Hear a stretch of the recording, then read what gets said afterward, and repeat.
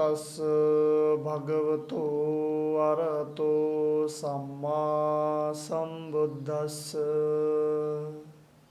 अशुभानुपस्सिं विहरन्तं इन्द्रियेषु सुसंयुतं भोजनं निजमतन्यु कुशीतं हीनवेरियं तं वे न पसहति मारो वातो सेल्लं व पब्बतं। अशुभ को अशुभ देखते हुए विहार करने वाले, इंद्रियों को संयमित कर भोजन में मात्रा जानने वाले भिक्षु को मार उसी प्रकार नहीं डिगा सकता जैसे वायु शैल पर्वत को। श्रद्धावान धम्म मित्रों, आज हम लोग अशुभानुस्सति भावना का अभ्यास करेंगे। अशुभानुस्सति भावना वस्तु के वास्तविकता को जानने के लिए है, जिसमें हम अपने शरीर को विशेष रूप से देख करके इसके सच्चाई को जानने का अभ्यास करते हैं। अशुभानुस्सति भावना में शरीर को जूम करके देखना है, एकदम नज़दीक से देखना है। देखते देखते हमें समझ में आता है कि यह शरीर पूरा गंदगी से भरा पड़ा है।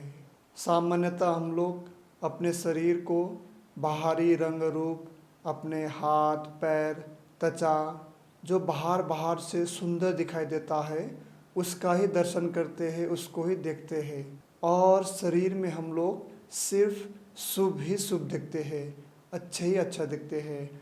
जो गंदगियाँ रहता है उसे हम लोग साफ करके या ढक करके हम लोग छुपा देते हैं। लेकिन अशुभानुस्सति भावना में कुछ जोड़ना या घटाना नहीं है। शरीर के वास्तविकता का सिर्फ दर्शन करना है, इसे जानना है, जानते जानते आगे बढ़ना है। शुभ को शुभ और अशुभ को अशुभ जानते हुए मैं मेरा का जो हमारा स्वभाव है उसे ख़त्म करके धर्म ध्यान साधना में आगे बढ़ना है। तो आइए अब हम लोग अपने शरीर को शुभ अशुभ का अशुभ जानने के लिए, मैं मेरा का स्वभाव को मिटाने के लिए अशुभानुस्सति भावना का अभ्यास करते हैं। जिस आसन या मुद्रा में सुविधा हो आराम से बैठ जाइए। सिर को सीधा रखें, पीठ को सीधा रखें, अपने हाथों को इस प्रकार रखें। अब धीरे धीरे आँखों को बंद होने दें। अब अपने शरीर को देखें, जानें, वर्षों के अनुभव का स्मरण करें। यह मेरा शरीर बाहर से देखने में स्वस्थ लगता है, सुंदर लगता है। थोड़ा ध्यान से देखने में समझ में आता है कि शरीर एक पीव से भरा, गंदगी से भरा हुआ फोड़ा की भांति दिखाई देता है, जिसमें से दिन भर पीव या गंदगियाँ ही निकलता रहता है। मेरा आँखें कितना सुंदर है, लेकिन इसमें से कचरा ही क्यों निकलता रहता है। मेरा नाक, मेरा मुंह, मेरा चेहरा सब सुंदर दिखाई देता है, लेकिन सुबह शाम इसे धोने पर कितना गंदगियाँ निकलता है। मेरा दांत कितना सुंदर है, मोती के भांति दिखाई देता है, लेकिन कुछ दिनों तक साफ ना करे तो यह पीला पड़ जाता है, गंदा हो जाता है। मेरा शरीर सुंदर है, स्वस्थ दिखाई देता है। थोड़ा रगड़ने से मैल छूटने लगता है। इसे समय समय पर साफ ना करने से पसीने के बदबू आने लगता है, खुजली होने लगता है, अनेक प्रकार के रोग इसमें आने लगता है। शरीर के अंदर विचार करके जानने से पेशाब पाखाना, मल मूत्र पीप से भरा ही दिखाई देता है। इस प्रकार यह शरीर बहुत मुंह वाला फोड़ा की भांति ही दिखाई देता है, जिसमें से दिन भर गंदगियाँ ही निकलता रहता है, पी भी निकलता रहता है।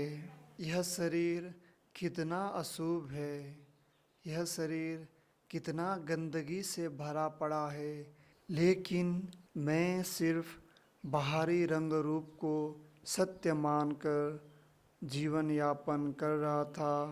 आज से शरीर के वास्तविकता को जानूंगा, शुभ को शुभ, अशुभ को अशुभ के भांति जानकर जीवन यापन करूंगा। शरीर के वास्तविकता को जानकर, शरीर के अशुभता को, अनित्यता को जानकर मैं मेरा का स्वभाव को समाप्त करने का अभ्यास करूंगा, शरीर के अशुभता को जानूंगा। सब्बीतियो विवज्झन्तु सब्बरोगो विनश्यतु माते भवत्वन्तरायो सुखी दीर्घायुको भव। साधु साधु साधु। आज हमने अशुभनुस्सति भावना का अभ्यास किया है। अशुभनुस्सति भावना का अभ्यास अपने वास्तविकता को जानने के लिए है, शरीर के रियलिटी को जानने के लिए है। हम अपने अस्तित्व का सबसे बड़ा प्रमाण शरीर के माध्यम से सत्य का दर्शन करके मैं मेरा का स्वभाव को समाप्त करने का अभ्यास किया है, प्रयास किया है। किसी भी ध्यान साधना में परिपक्व होने के लिए समय लगता है, इसलिए इसे देखकर, इसे सुनकर, किताबों के माध्यम से, गुरुजनों के माध्यम से, धम्म मित्रों के माध्यम से, अन्य साधनों से इसे जान करके होशपूर्वक जानते हुए इसका सतत अभ्यास करें। धीरे धीरे धीरे इसमें परिपक्वता आएगा और इस साधना के माध्यम से अन्य साधना में भी आपको लाभ होगा। अशुभनुस्सति भावना का चर्चा विशेष रूप से पहले ही एक वीडियो में किया गया है, उसको भी सुने, देखें और इसका सतत अभ्यास करते रहे। धर्म ध्यान साधना में, अशुभनुस्सति भावना में कोई भी समस्या हो, दिक्कत हो तो कमेंट बॉक्स में लिख करके आप पूछ सकते हैं। आज के लिए इतना ही। धन्यवाद।